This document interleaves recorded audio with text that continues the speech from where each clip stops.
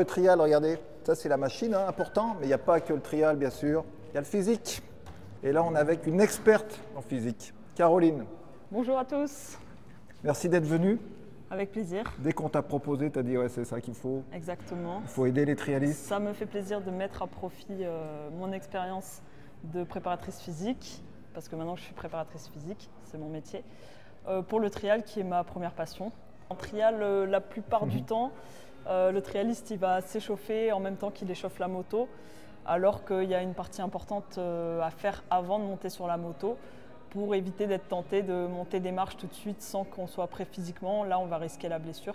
Donc, pas de panique, on va y aller doucement. Exactement, des mouvements qui sont accessibles à tous et auxquels on ne pense pas forcément, qui sont simples à mettre en place, qui ne prennent pas trop de temps, mais qui font qu'on minimise le risque de se blesser ensuite sur la moto. Premier réchauffement, là, je descends ma moto, je l'ai démarrée, mais je la laisse. Qu'est-ce que tu nous conseilles de faire ? Dans un premier temps, ça va être une partie échauffement articulaire. On va passer du haut du corps jusqu'au bas du corps. Ouais. Donc on va commencer par la tête avec des mobilisations cervicales, comme des mouvements de haut en bas, regarder à gauche, à droite, incliner aussi. On peut aussi faire des rotations, comme ça. Ensuite, on va passer aux épaules. Ça va être des mouvements où on va enrouler un peu les épaules en arrière, ramener les bras comme ceci, pour échauffer aussi le dos quand on fait ces mouvements-là. Donc tout ça, c'est des mouvements doux, quoi, c'est ça? C'est ça, exactement. Après, on peut avoir aussi des rotations comme ceci. Le buste, qui est important aussi. On va espacer un peu les pieds, faire des rotations du buste, comme ça. On va aussi faire des inclinaisons, des flexions. On peut se pencher en avant, un peu comme la position qu'on va avoir sur la moto. En fait, on est au-dessus du guidon. Il y a ensuite le bassin, rotation des hanches. On peut aussi faire de la flexion de hanche en remontant une jambe et l'autre, comme ça. Puisque en moto, on va être amené à fléchir sur les repose-pieds.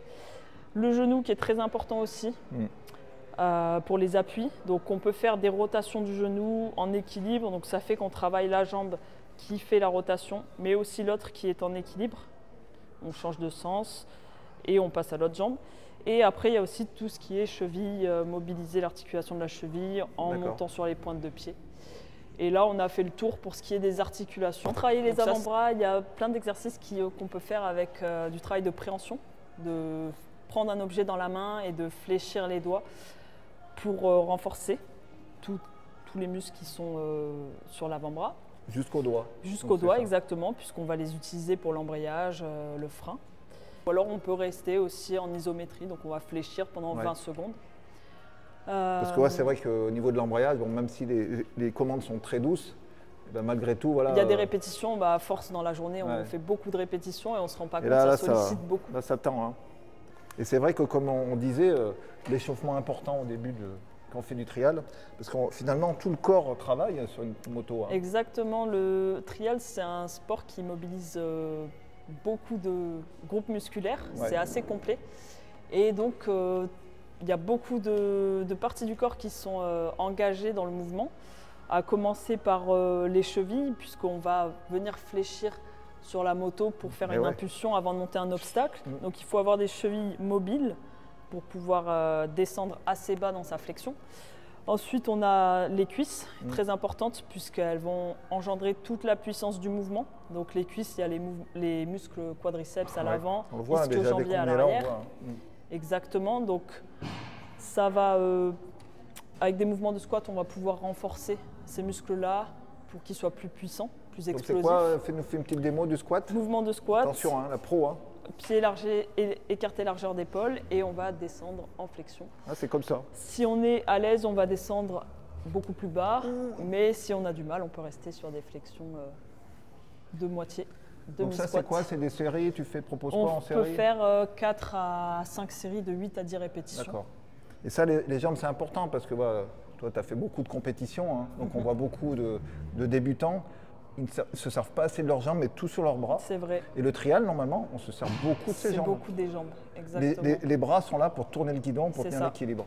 On a tendance à parfois tirer sur le guidon, exagérer le mouvement des bras, mais c'est les jambes qui guident la majeure partie du mouvement, parce que ça se joue avec les suspensions arrière. Comme tu disais, là, tout ton poids doit être là-dessus, hein, sur les jambes. Exactement. Et du coup, il y a aussi le gainage qui est beaucoup sollicité là-dedans. Ouais. Parce que le gainage, ça ne se limite pas qu'aux abdominaux. En fait, le gainage, c'est tout le corps qui doit être tonique pour pouvoir supporter les mouvements de la moto. Du coup, c'est important d'avoir un bon renforcement aussi du dos. Ouais. Les abdominaux, bien entendu. Mais aussi, on peut faire du gainage avec des mouvements qui sont plutôt globaux et qui vont permettre de solliciter tous les muscles en même temps. Parce qu'au final, sur une moto, on va solliciter tout le corps en même temps. Tout le corps. C'est ça. Et le gainage alors? Qu'est-ce que Alors tu nous pour proposes? le gainage, il y a plusieurs exercices qui sont possibles. Ah. On peut faire des exercices de planche dynamiques. Moi, j'aime pas trop faire des mouvements statiques, je trouve ça ennuyeux. Du coup, on peut faire des exercices dynamiques où on va venir toucher une épaule et puis l'autre, comme ceci. Après, il peut y avoir des mouvements qu'on peut faire avec élastique ou avec un bâton, où on va se tenir sur une jambe en équilibre et on va faire un peu des oscillations comme ça, amener du déséquilibre et on va devoir compenser. Donc là, il y a la cheville qui travaille, le genou, les hanches. Et c'est ce qu'on retrouve en trial en fait, parce que des fois, on perd un peu l'équilibre sur la moto et on doit se rattraper. On se retrouve sur un seul repose-pied. Exactement, donc ça permet de travailler le gainage de manière dynamique avec un mouvement qui ressemble un peu plus à ce qu'on retrouve sur la moto. Et en plus élastique, hein, c'est primodique. Hein, Exactement, facile que tu peux avoir à avec transporter. toi. Et après, on a aussi des exercices de gainage qui vont renforcer le dos, parce que c'est important de travailler les lombaires principalement. Donc on va avoir des exercices qu'on peut faire facilement. On va être allongé au sol et lever bras et jambes en même temps, comme ceci. Ça va venir renforcer toute la zone lombaire qui est importante pour prévenir d'éventuels problèmes de dos et être gainé à la fois devant et derrière aussi, parce que c'est important de tout travailler. Donc pareil, se fixer des séries. Exactement, en gainage, on peut faire 3 séries de 10 répétitions ou alors faire autant, faire 30 secondes de travail. D'accord. Tout est possible. Ouais. Et donc après, bon, ça c'est l'échauffement. C'est ça. Mais finalement, avant, il faudrait faire une préparation quand même du corps, quoi. Aussi. Régulièrement. Régulièrement, c'est important de s'entraîner physiquement. On peut s'entraîner de différentes manières. On peut soit faire de la musculation en salle, soit on peut faire aussi du travail physique chez soi. Il y a plein de choses qu'on peut faire à la maison. Il y a aussi la partie cardio en préparation physique, qui peut être course à pied, vélo, toute forme d'entraînement qui va mobiliser le système cardiovasculaire. Et il y a aussi, on l'oublie parfois, les qualités de souplesse et de mobilité, parce que le trial, c'est quand même un sport qui nous demande d'être assez mobile sur la moto. Ouais. On va aller chercher des flexions qui sont importantes. Parfois, quand on perd l'équilibre, on va être amené à lever une jambe sur le côté. Et si les muscles ne sont pas préparés à aller chercher ces amplitudes, on peut avoir une blessure sur ce genre de mouvement. Donc tu peux nous faire une démo là, ce que tu vois un mouvement typique sur un tapis? Alors, attention, hein. Typiquement, prenez des notes, hein. Le mouvement qu'on va retrouver principalement en trial, c'est la flexion de jambe. Oui. Quand on va faire une impulsion pour monter un obstacle, on va appuyer fort sur les repose-pieds pour engendrer le mouvement de la moto, monter la marche. Pour mobiliser les suspensions. Du coup, le mouvement typique, ça va être le mouvement de squat. D'accord. Squat comme ceci, on descend fort dans les pieds. Et après, on peut descendre à des amplitudes qui sont plus ou moins grandes selon les capacités de chacun, donc amplitude complète. Toujours y aller doucement ou bien amplitude maximale. Au début doucement, et après on peut faire des mouvements plus dynamiques aussi pour travailler l'explosivité. Donc le squat, ça peut être un mouvement de renforcement. On va faire des séries assez contrôlées, on va descendre en 3 secondes, remonter en 1 seconde par exemple. Et on peut aussi travailler la puissance, parce que c'est important aussi en moto d'être puissant pour être rapide, pour pouvoir monter les marches avec de la force. Il faut mettre de l'explosivité. Et dans ce cas-là, on peut faire aussi des mouvements avec saut. Donc ça peut être intéressant aussi. Ouais.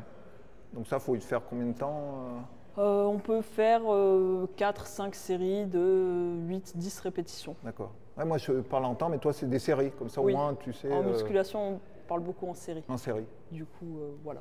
Très bien. C'est ce qui est utilisé principalement. Donc ça, c'est la partie bas du corps. Exactement. Pour la partie haut du corps, on peut faire des pompes. Donc les pompes, c'est intéressant. Ah, ça y est, les pompes, elles arrivent. C'est intéressant pour renforcer aussi le gainage, parce que c'est un travail de stabilisation de tout le corps. Donc ce que je conseille pour les pompes, c'est de mettre les mains pas trop écartées et de descendre avec les bras le long du buste, comme ça. On a tendance à avoir des pompes souvent plus écartées, les bras comme ça. Ouais, le ça dos met cassé, là, un peu peu. plus de Ouais. contraintes sur l'épaule. Les faire comme ça va être un peu plus contrôlé et engendrer moins de douleur sur l'articulation de l'épaule. D'accord.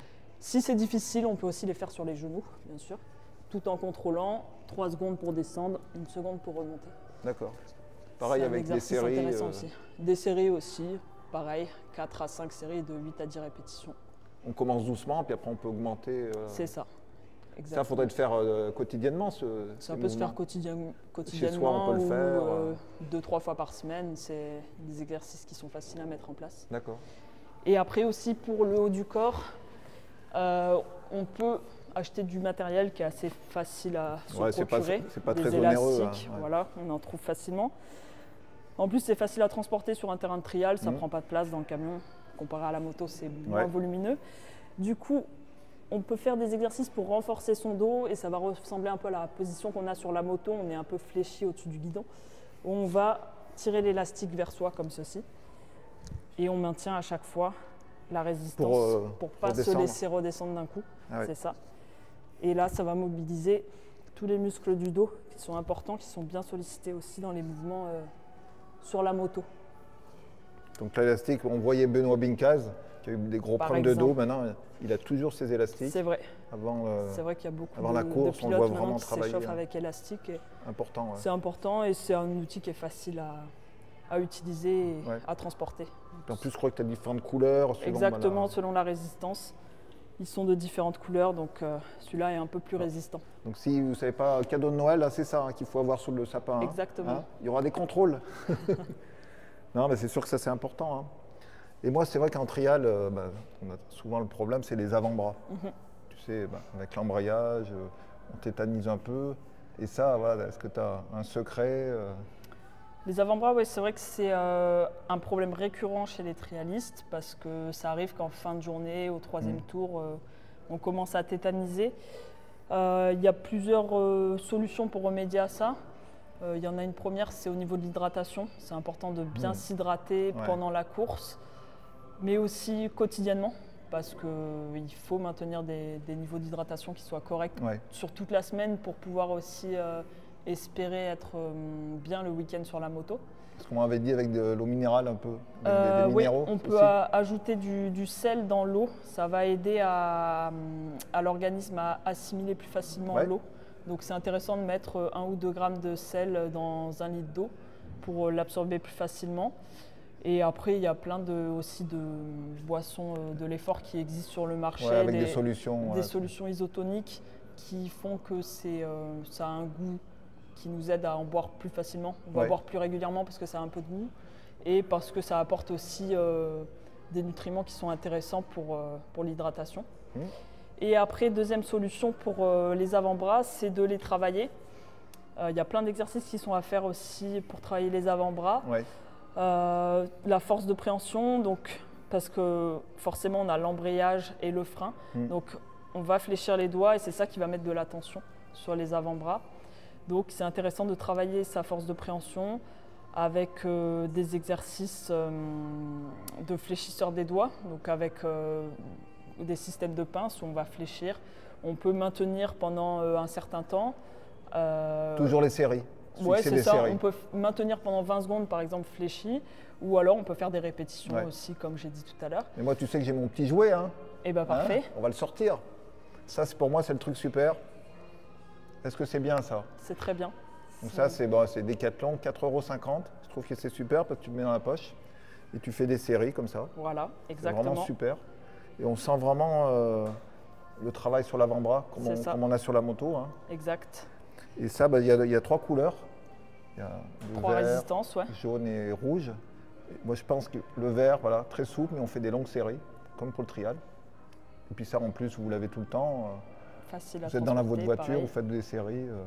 Moi, je trouve que c'est vraiment super. Hein. Très bien. Ben voilà, c'est un très bon outil. Tu as appris quelque chose. Donc sinon, tu dis qu'il y avait d'autres exercices? Il y a aussi d'autres exercices où on peut mobiliser aussi plus l'articulation du poignet pour les avant-bras, où on va prendre une bouteille d'eau ou un haltère de 1 à 2 kg et on va se poser, admettons, sur un banc. Donc je vais montrer par exemple ici. Et on va chercher à fléchir avec un poids. Donc là, je n'ai pas de poids, mais on va fléchir, faire le mouvement du poignet comme ça, qui va renforcer aussi tous les muscles de l'avant-bras sur le dessus. Merci Caro, hein. Voilà, ça c'est super. Puis toi, tu as un compte Instagram. Exactement. On peut te suivre. Hein. Exactement, donc c'est More On Performance, c'est mon compte professionnel où je mets des vidéos sur la préparation physique. Et si vous voulez voir un peu des exercices, je vous invite donc à me suivre et puis à te contacter. Et à me contacter également si toi, besoin prêt, de plus de précision et d'entraînement précis. Merci Caro. Avec plaisir. Voilà, à fond la forme. Merci. Au revoir.